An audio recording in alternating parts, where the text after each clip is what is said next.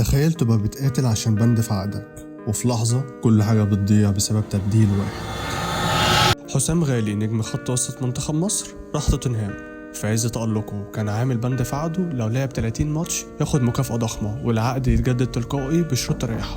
الطبيعي الراجل يلعب ويجتهد وياخد حقه، لكن فجأة المدرب مارتن يول بيقول له في التدريب: هو انت عندك بند في العقد لو لعبت 30 مباراة؟